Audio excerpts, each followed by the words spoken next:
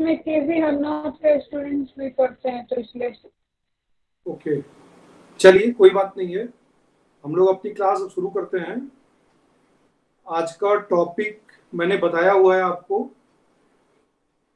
जो आज का टॉपिक हमारा है, हम लोग study of various type of resistance,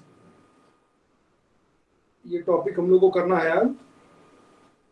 आप लोग अपना पेन और पेपर ले करके बैठ जाइए और नोटबुक भी रख लीजिए साथ में। जो टॉपिक मैं अभी शुरू कर रहा हूँ, इसमें कहीं कोई भी प्रॉब्लम अगर आपको होती है तो उसको आप अपने डाउट्स को लिखते चलिएगा, और लेसन के लास्ट में हम जब पूछ लेंगे आप अपने डाउट क्लियर कर लीजिएगा। हम स्लाइड को वापस रिपीट कर देंगे। तो अभी फिलहाल आप सब लोग अपना माइक ऑफ रखेंगे और क्लास को पहले आप पूरी तरीके से सुन लीजिए, ठीक है। तो in this topic student of 8 learn about the concept of resistance, identification of resistance, study of various type of resistance, and importance of above in our daily life। ये मतलब मेन हमारा आज का जो टॉपिक होगा, इसमें ये चीजें हम लोग पढ़ लेंगे। तो एज यूजुअल मैं आपको एक माइंड जॉब एक्टिविटी देता हूँ। तो आज की जो एक्टिविटी आपकी है, आपको मतलब remember oblique write the word related to electricity, electrical and electronics, think over it and share your thoughts oblique notebooks. आपको करना ये है कि इलेक्ट्रिकल, इलेक्ट्रॉनिक्स या इलेक्ट्रिसिटी से रिलेटेड जितने भी वर्ड आप सुन रखे हैं या आपको याद आते हैं, उसको आप लिखिएगा। छोटे छोटे वर्ड जैसे करंट, वोल्टेज, रेजिस्टेंस और पावर, ये सब वर्ड आप सुनते हैं, अक्सर अपनी डेली लाइफ में सुनते हैं। तो इससे रिलेटेड जितने भी टर्म आप सुन रखे होंगे, तो उसमें कुछ याद करके आप उसको अपनी नोटबुक में लिखिएगा। उसको हम लोग जब क्लास में कभी डिस्कस करेंगे, तो मैं ये जानना चाहता हूँ कितने तरह के वर्ड आप सुन रखे हैं इसका, ठीक है। तो एक्टिविटी आपको समझ में आ गई है ये?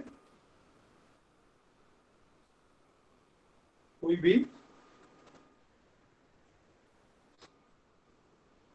भी बताना चाहे बताए। मेरी माइंड जो एक्टिविटी समझ में आई?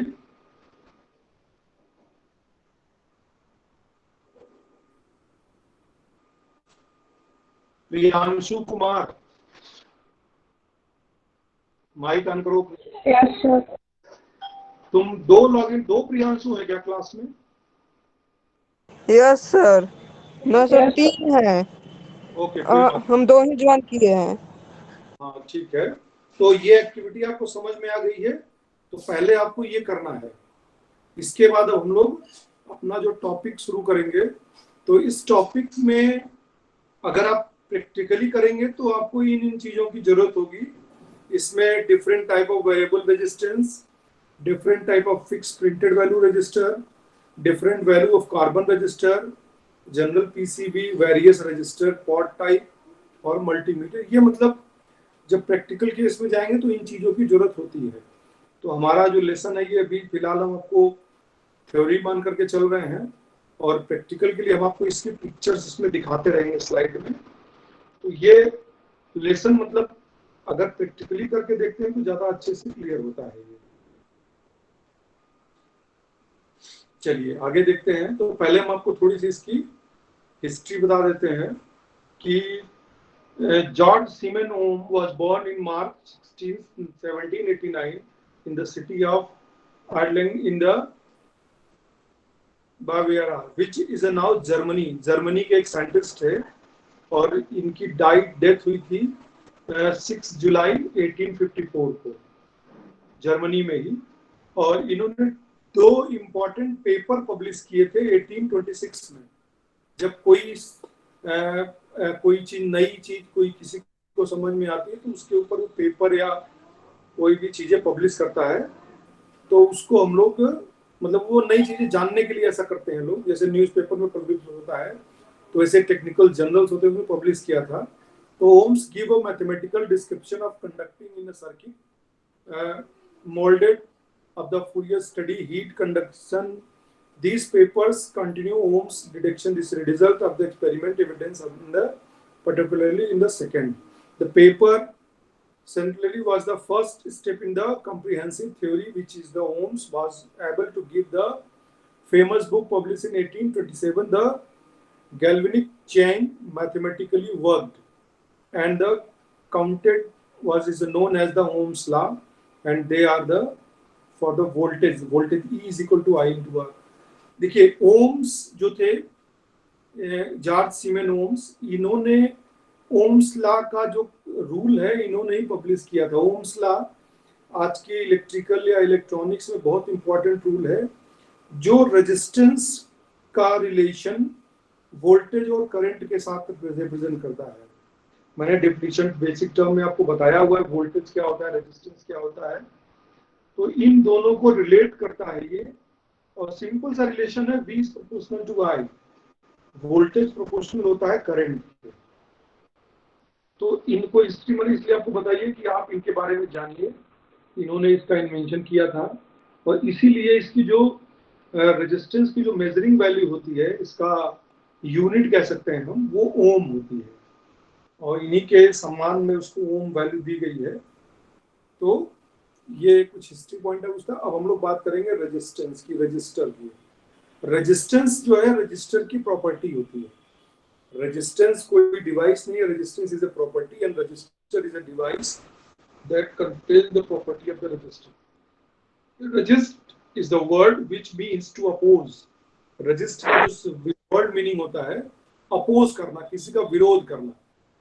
तो resistance is a property of the opposing the flow of electrons in the conductor or in a semiconductor. अब अगर आप रेजिस्टेंस को देखेंगे तो ये सिंपली कह रहा है कि रेजिस्टेंस जो है ये एक प्रॉपर्टी है किसी भी कंडक्टर की जिसमें वो इलेक्ट्रॉन्स के फ्लो को, मींस इलेक्ट्रिसिटी के फ्लो को उसका अपोज करता है, उसको फ्लो नहीं होने देना चाहता है। तो resistor is a electronic component which has a property of resistor. तो रेजिस्टेंस जो है एक प्रॉपर्टी है, जो रजिस्टर जो इलेक्ट्रॉनिक एक कंपोनेंट है जो जिसकी प्रॉपर्टी रजिस्टर रखता है। इसके लिए जो यूनिट और सिंबल है इसका वो नीचे दिया हुआ है R, इसको जिगजैग फॉर्म में शो करते हैं, दिख रहा होगा आपकी स्क्रीन पे नीचे। और इसके साइड में कार्टून फॉर्म में बना हुआ है, देख लीजिए आप। वोल्टेज है वो एम्पियर जो लिखा है वो करंट को शो करता है, तो करंट को फ्लो कर रहा है, लेकिन रेजिस्टेंस जो है ओम जो ऊपर लिखा हुआ है, ओम इसको फ्लो नहीं होने देना चाहता है, इसको रस्सी से बांध करके रखे हुए हैं। तो ये शो करता है कार्टून कि रेजिस्टेंस जो है वो हमेशा फ्लो ऑफ करंट का अपोज करता है। यही सिंपल डेफिनेशन है। तो इसका थोड़ा सा हम लोग लॉ ऑफ रेजिस्टेंस देख लेते हैं। ये एक आपको फिगर में एक कंडक्टर का डायग्राम दिख रहा है, एक वायर है, इसमें ए जो दिख रहा है वो इसका क्रॉस सेक्शनल एरिया है। अगर वायर को हम काट दें तो जो कट में हमारा सर्कुलर फॉर्म दिखेगा वो इसका एरिया कहलाएगा। और इसके बाद में अगर आप आगे देखेंगे तो इसमें आई जो दिया हुआ है वैल्यू, वो करंट की वैल्यू शो कर रहा है, जो करंट इसमें फ्लो कर रही है। और इसके बीच इस पॉइंट से लेके और टर्मिनेट पॉइंट के बीच का जो वोल्टेज डिफरेंस है इसको V से रिप्रेजेंट किया गया है। और इसी तरह से L is a length of the conductor. और एक वर्ड बीच में दिख रहा है, ग्रीक लेटर है रो, जिसको बोलते हैं हम लोग। ये अभी इसको रेजिस्टिविटी होती है मटेरियल की, इसके बारे में बात करेंगे अभी हम। तो जिसका स्टेटमेंट है, तो the register of the conductor may vary according to the following factor. It is the directly proportional to the length of the conductor. Simply register जो है डायरेक्टली प्रोपोर्शनल है लेंथ के। अगर आप लेंथ बढ़ाएंगे तार की तो रेजिस्टेंस बढ़ता है। मतलब कि इसका मतलब ये हुआ कि हम जितनी दूर तक तार लेके जाएंगे उतनी दूर तक इसकी रेजिस्टेंस वैल्यू बढ़ती चली जाएगी। कंडक्टर की वैल्यू जितनी बढ़ी उतना ज्यादा रेजिस्टेंस। तो L इसका डायरेक्टली प्रोपोर्शनल हो गया। Inversely proportional to the cross sectional area of the conductor. Area अगर आप बढ़ाएंगे तो रेजिस्टेंस कम होता जाएगा।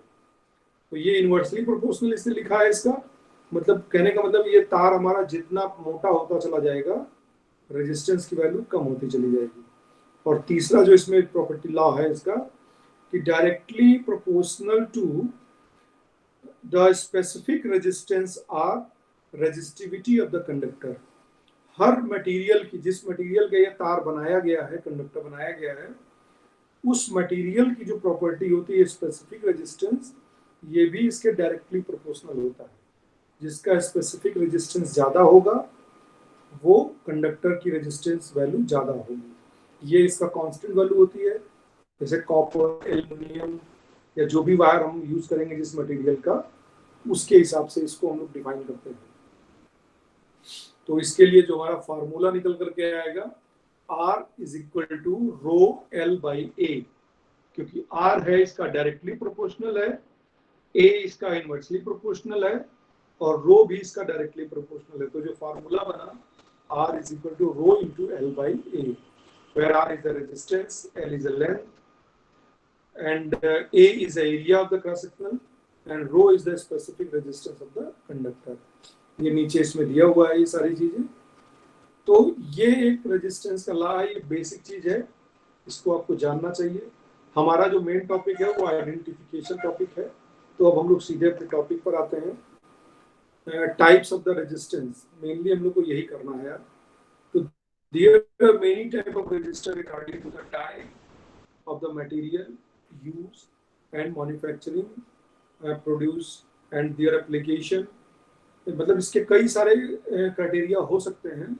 इसका कैसा मटेरियल का यूज होता है, मैन्युफैक्चरिंग प्रोसीजर क्या है, कैसे इसको यूज किया जाता है। तो हमने लगभग सब कवर करने की कोशिश की है, क्योंकि अगर क्लासिफाई करेंगे तो बहुत सारे टाइप के रेजिस्टेंस दिखेंगे। तो मैंने ब्रॉडली सबको कवर कर लिया है। तो एक ये नीचे फ्लो चार्ट आपको दिख रहा है, इसमें दिख रहा है पहले ऊपर रजिस्टर्स है। तो पहले इन्होंने ब्रॉडली क्लासिफाई किया है कि लीनियर और नॉन लीनियर। तो लीनियर रेजिस्टेंस जो ओम्स लॉ, मतलब V is proportional to I, मतलब वोल्टेज को बढ़ाते हैं तो करंट बढ़ता है, वोल्टेज घटाते हैं तो करंट घटता है। अगर इस लॉ को फॉलो करता है that is the linear resistance. अगर कोई मटेरियल है जिसका रेजिस्टेंस वैल्यू है, उसमें जो वोल्टेज वैल्यू हम देंगे, अगर वोल्टेज बढ़ाएंगे तो करंट भी बढ़ेगा, करंट बढ़ाएंगे तो वोल्टेज बढ़ेगा, that is the linear property. और अगर ऐसा नहीं होता है तो वो नॉन लीनियर रेजिस्टर होता है। मतलब वोल्टेज बढ़ाएंगे तो कोई जरूरी नहीं कि करंट बढ़े ही बढ़े, कम भी हो सकती है। इस पे बहुत सारे फैक्टर होते हैं, टेम्परेचर, इसका लाइटिंग इफेक्ट, या जो भी चीजें हैं। तो मेनली दो वाइडली क्लासिफाइड है ये। इसके बाद में लीनियर में भी दो तरह का है, फिक्स्ड और वेरिएबल। मतलब लीनियर में फिक्स रेजिस्टेंस भी हो सकता है, जैसे किसी एक पर्टिकुलर वैल्यू का फिक्स वैल्यू हो, या उसकी वैल्यू को आप बदल सकते हो, variable resistance, that is the variable हो गया। और नॉन लीनियर में thermistor, photo resistor, varistor, surface mount, इसको बताएंगे अभी आगे हम। थर्मिस्टर मतलब टेम्परेचर पे बेस्ड होता है, टेम्परेचर बढ़ाने पे रेजिस्टेंस घटेगा या बढ़ेगा, that is a property. Current और वोल्टेज से इसकी ज़्यादा बहुत वैल्यू नहीं होती। फोटो रजिस्टर, उस रजिस्टर पर लाइट अगर पड़ेगी तो वो घटेगा या बढ़ेगा। वेरिएस्टर, ये मतलब वोल्टेज को घटाने बढ़ाने से उसकी वैल्यू घटती बढ़ती है रजिस्टर की, क्योंकि रेजिस्टेंस कांस्टेंट वैल्यू होती है और रेजिस्टेंस को चेंज नहीं होना चाहिए। तो वो अगर नॉन लीनियर रेजिस्टेंस होता है उसमें रेजिस्टेंस की वैल्यू फिक्स नहीं होती, घटती बढ़ती रहती है। सरफेस माउंट एक स्पेसिफिक डिवाइस है, रेजिस्टेंस का सबसे छोटा रूप है, जो हम लोग बारीक से बारीक सर्किट में बनाने के लिए यूज करते हैं। इसके बाद हम लोग अब बात करेंगे अब एक एक करके, पहले नॉन लीनियर रेजिस्टर की। तो पहले नॉन लीनियर की ही बात कर लेते हैं। तो non linear resistor are the resistance whose voltage and current characteristics vary non-linearly. The voltage and current value vary dependent upon the factor like a temperature and light, but they may be not be the linear. मैंने बताया था पहले भी आपको कि ये value temperature, light पर depend करती है इसकी, इसीलिए इसको नॉन लीनियर कह सकते हैं। Non linear, not a linear, non linear मतलब कि लीनियर नहीं होती है। इसमें मेनली चार है, जिसको भी जिक्र किया था मैंने, एक एक करके हम देखते हैं। ये आपको फिगर में दिख रहा है, रेजिस्टेंस नॉर्मली जो होता है इसी तरह से दिखने वाला होता है, लेकिन इसके दिखने वाले साइज अलग अलग है। तो पहले थर्मिस्टर की बात करते हैं। ये थर्मिस्टर का पिक्चर दिख रहा है आपको स्क्रीन पर। थर्मिस्टर इस तरह का दिखता है। Thermistor means the temperature, thermal means temperature. In this resistor, the resistance varies with the temperature. If heat increases, the resistance decreases, और vice versa। मतलब अगर आप टेम्परेचर बढ़ाएंगे तो रेजिस्टेंस घटेगा, टेम्परेचर घटाएंगे तो रेजिस्टेंस बढ़ेगा।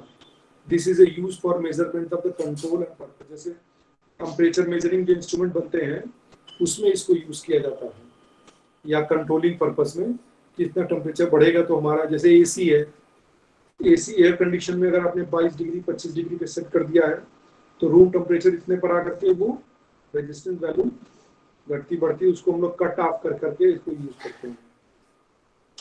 तो the main type of the thermistor NTC and PTC. तो एनटीसी पीटीसी इसकी डिजाइनिंग का कॉन्सेप्ट है ये, तो इतना डीप में नहीं जाना है हम लोग को, केवल इसके बारे में जानना है। फिर दूसरा है फोटो रजिस्टर। ये इमेज फोटो रजिस्टर की है, इसको एनडीआर भी कहते हैं, light dependent register. Photo means light. In this register the resistance varies with the light. As the light increase, the resistance decrease and vice versa. वही same concept कि temperature को आप जब घटा बढ़ा रहे थे तो रेजिस्टेंस वेरी कर रहा था, अब यहाँ पर लाइट को डिपेंड करता है ये। This is also use for measure and control purpose. ये भी इसी तरह से यूज होता है। आजकल जो बड़े बड़े सिटीज में जो लैंप पोस्ट लगे होते हैं, स्ट्रीट लाइट लगी होती है, उसमें ये यूज किया जाता है। जब दिन होता है तो वो लाइट अपने आप बंद हो जाती है क्योंकि रेजिस्टेंस का वेरी करेगा। रात में जब अंधेरा होगा तो लाइट अपने आप जल जाएगी। तो इसलिए क्या है कि वहां पर स्विच ऑन ऑफ करने की जरूरत नहीं पड़ती है। इस टाइप से सर्किट ये यूज किया जाता है। रेजिस्टेंस है ये। इसका सिंबल अगर आप देखेंगे तो बगल में दिया रेजिस्टेंस का सिंबल है, इन सर्किल करके 2 एरो बनाया जाता है इसके तरफ। इसके बाद वेरिस्टर है। वेरिस्टर मैंने बताया था voltage dependent register. The resistor of the varistor varies with the applied voltage. As the voltage increase, the resistance is decrease, and if the voltage decrease, the resistance is increase. तो ये voltage dependent है। ये VDR, short में VDR बोला जाता है इसको। इसका देखने में डिजाइन ये है, और ये मतलब कि वोल्टेज पे डिपेंड करता है। वोल्टेज अगर आप घटाएंगे बढ़ाएंगे तो रेजिस्टेंस की वैल्यू घटती या बढ़ती है। इसका सिंबल ही दिया हुआ है साइड में। अब इसके बाद है surface mount. Surface mount resistance की बात अगर हम करेंगे तो सरफेस मतलब जो किसी भी सतह पर रेजिस्टेंस को फिट करने के लिए जो रेजिस्टेंस यूज होता है, that is the surface mount. This surface mount resistors are very small and when compared to the normal resistors they hence occupy the less space। इसको डिजाइन किया जाता है छोटा छोटा। जैसे आपने कभी मोबाइल का सर्किट अगर आप कभी देखे हो, मोबाइल को ओपन किया हो, कहीं देखा हो अपनी दुकान पर, उसमें छोटे छोटे कंपोनेंट चिपके रहते हैं, ये निया हुआ है, तो that is the surface mount register. ये नॉर्मल रजिस्टर तो इतना बड़ा होता है, लेकिन जो सरफेस माउंट रजिस्टर छोटा सा देखिए दिया हुआ है बगल में। तो ये डिजाइन किया जाता है कम जगह पर, ये कम जगह ले, इस तरह से इसको बनाया जाता है। They are effective and dissipate less heat. The invention of this resistors has change the look of the PCB. PCB को रिड्यूस या छोटा करने के लिए यूज किया जाता है। ये भी एक तरह का रजिस्टर है।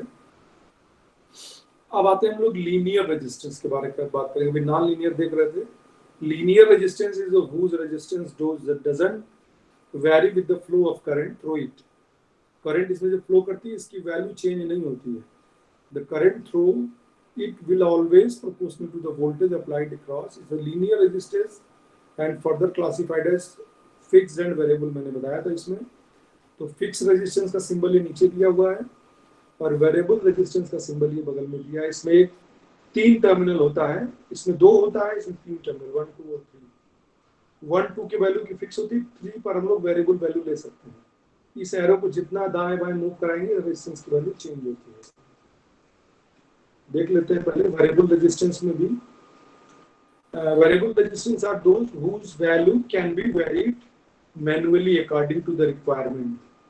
A particular value resistance chosen from the range of the resistor value with the help of shift connected।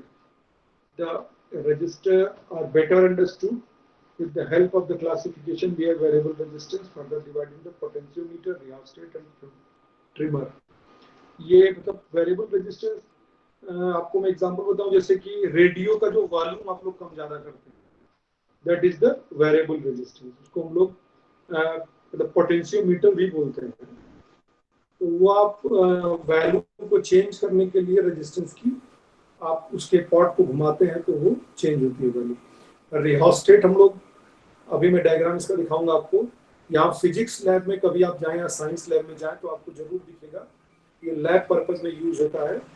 और ट्रिमर जो होता है वो रेजिस्टेंस भी बिल्कुल पोटेंशियोमीटर जैसा होता है, बस अंतर इतना है कि ये सर्किट के अंदर होता है। इसको वेरी करने के लिए आपको स्क्रू ड्राइवर की जरूरत पड़ती है। ये दिया हुआ है, देखिए, पहला पोटेंशियोमीटर, ये वॉल्यूम कंट्रोल टाइप का होता है। Potentiometer simply called the pot. In this three-terminal resistor having a shaft with the slide or rotating the shaft when operated from the adjustable voltage divider.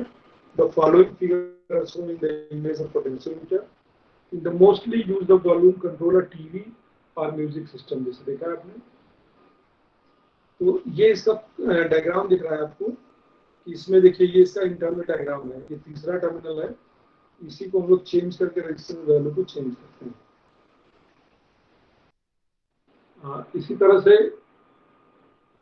Rheostat, अगर आप physics lab में कभी जाने का मौका मिले तो दूसरा ही वेरिएबल रेजिस्टेंस इस तरह का होता है। Rheostat can simply called the wire bound resistor. A resistive wire wound around insulating ceramic, एक इंसुलेटिंग सिरेमिक ये सर्कुलर टाइप का एक पाइप जैसा होता है और इस पे तार को लपेटा जाता है पूरे, ये मेन में वायर्स है। तो ये और ऊपर में जो तीसरी स्विच लगी है मूव कराने वाली वो है, इसको मूव करा करके रेजिस्टेंस वैल्यू को हम लोग चेंज कर सकते हैं। इसकी वैल्यू किलो ओम तक होती है। और ट्रिमर, जो मैं लास्ट में बोला था, ये ट्रिमर के सारे फिगर आपको दिख रहे हैं, इसको चेंज करने के लिए स्क्रू ड्राइवर की जरूरत होती है। ट्रिमर बहुत वेरिएबल रेजिस्टेंस है, बिल्कुल पॉट के जैसा होता है, बस पॉट और इसमें अंतर क्या है कि पॉट में टर्मिनल बाहर निकला होता है। ये पॉट का डायग्राम अगर आप देखिए, ये यहाँ पर ये नॉब जैसा निकला, इससे घुमा करके हम लोग रेजिस्टेंस चेंज कर सकते हैं। लेकिन ट्रिमर में पॉट नहीं निकला होता है, इसको स्क्रू ड्राइवर की हेल्प से आप चेंज कर सकते हैं। तो trimmer they are used to variable resistors, they are called the preset, इसको preset resistor भी कहा जाता है। ये देखिए इसमें स्लॉट बने हुए हैं स्क्रू ड्राइवर से ओपन करने के लिए, तो ये स्लॉट में स्क्रू ड्राइवर डाल करके ये ओपन किया जा सकता है, चेंज किया जाता है वैल्यू को। अब बात करेंगे फिक्स रेजिस्टर की। तो फिक्स रेजिस्टेंस में भी अलग अलग वैरायटी है, कार्बन कंपोज। अभी तक हम जो बात कर रहे थे वेरिएबल, इसके रेजिस्टेंस की वैल्यू को हम किसी भी एक्सटर्नल हेल्प से चेंज कर सकते थे, लेकिन यहाँ पर हर रेजिस्टेंस की वैल्यू फिक्स होती है। तो जनरली देखने में सब एक ही जैसा होता है, ये मटेरियल पे डिपेंड करता है, जो यहाँ पे क्लासिफिकेशन दिया है फिक्स का, कि carbon compose, wire bound, thick film, thin film, fusible, current, ceramic film, metal oxide, carbon film, metal film, ये सारे मतलब इसके मटेरियल पे डिपेंड करता है। दिखने में लगभग एक ही जैसा दिखेगा आपको, कुछ एक की वैल्यू चेंज हो सकती है, लेकिन ये एक ही जैसा। जैसे कार्बन रेजिस्टेंस है, ये नॉर्मली यही ज्यादा यूज होता है।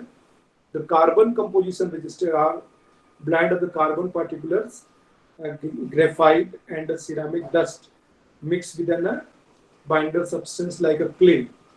एक क्ले मट्टी टाइप का होगा, उसमें से मिक्स करके इसको बनाया जाता है कार्बन का। तो mixture of treated with the high pressure of the temperature after the whole things is molded in the case and the leads are fixed there। दो टर्मिनल निकाल दिया जाता है और ये हमारा एक रेजिस्टेंस के तरह से ये बन जाता है। ये इस पे कलर बैंड्स पड़े होते हैं, ये वैल्यू को, क्योंकि बहुत सारी वैल्यूज को लिख पाना बड़ा मुश्किल होता है, तो एक स्टैंडर्ड बनाया गया कलर कोड के थ्रू इसकी वैल्यू को पढ़ा जाता है। इसी तरह से वायर बाउंड रजिस्टर है, देखिए ये जनरली आप लोग देखेंगे फैन का रेगुलेटर में यूज होता है, बड़ा वाला रेगुलेटर पहले आता था जो, तो इसमें सिंपली तार लपेटा होता है, तो जैसे दिया था ना rho is equal to L by A, तो लेंथ बढ़ाने पे रेजिस्टेंस बढ़ता है, तो वही कॉन्सेप्ट यहाँ पर है। तो wire bound resistance is form by the winding of the wire made up of the resistive material around the core. Thick film, fusible cement film, metal oxide film, ये सारे दिए हुए देख लीजिए। ये सब रेजिस्टेंस है। ये फ्यूजिबल रेजिस्टर है, ये आपका सिरेमिक रजिस्टर है। तो जिसका जैसा एप्लीकेशन होता है उसी एप्लीकेशन के रिगार्डिंग इसको हम लोग यूज करते हैं। अब बात करेंगे थिन फिल्म की। थिन फिल्म मींस ये भी डिजाइनिंग पे डिपेंड करता है, दिखने में बिल्कुल कार्बन जैसा ही होता है। थिन फिल्म रजिस्टर है the metal film that a vacuum deposited on the insulated substrate. किसी भी सबस्ट्रेट पे इसको बनाया जाता है thin film register.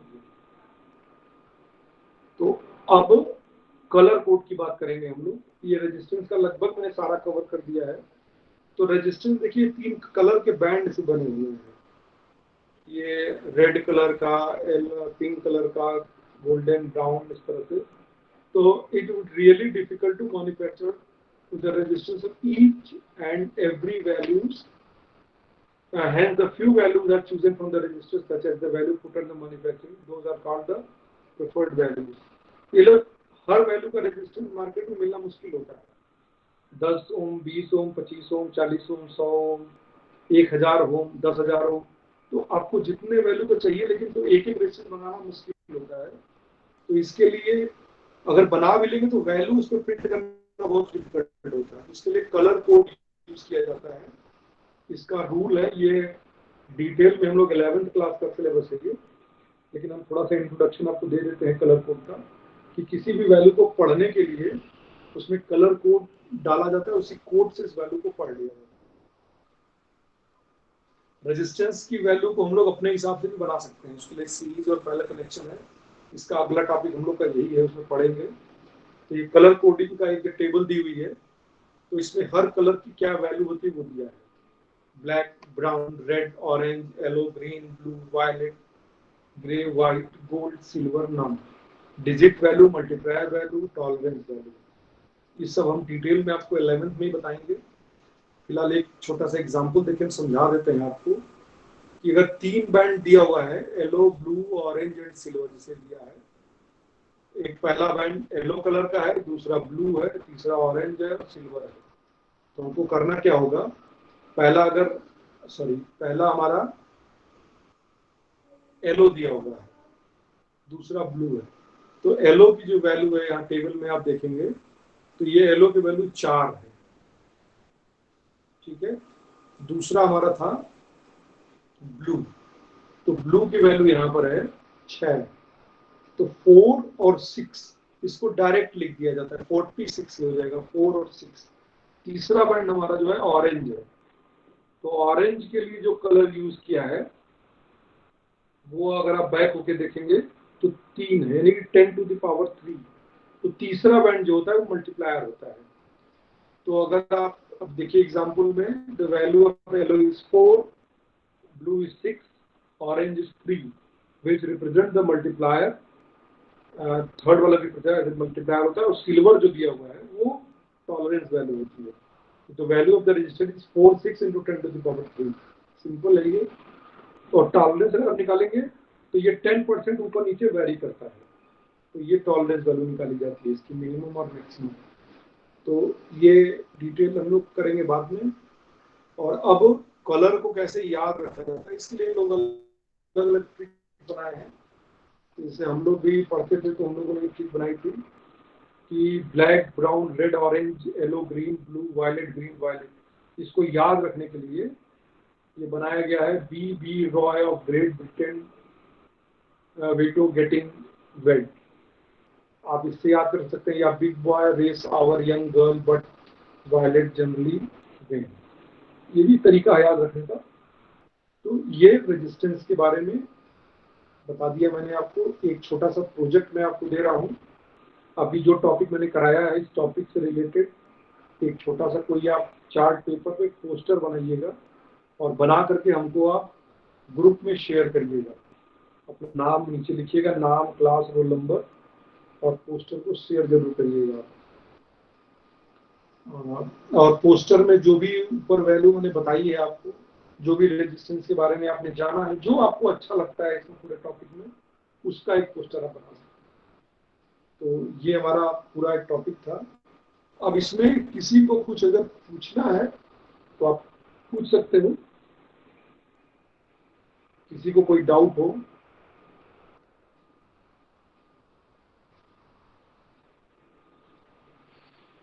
Anyone?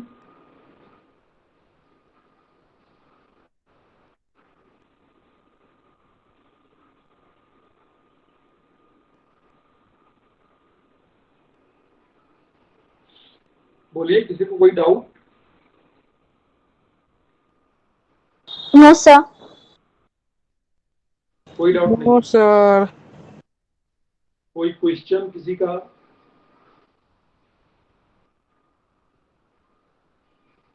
No sir. Okay, good. तो अभी थोड़ी देर में हम इसको कोई डाउट में है मटेरियल है, क्या हुआ? सर, इसको लिखना है क्या? हाँ, मैं आपको मटेरियल अभी भेजूंगा, रिटन वैसे कोई मटेरियल, नहीं आप नोट्स बना लीजिएगा इसका। बाकी कोई अगर डाउट बाद में आपको क्लियर नहीं होता है तो आप हमको मैसेज के थ्रू पूछ सकते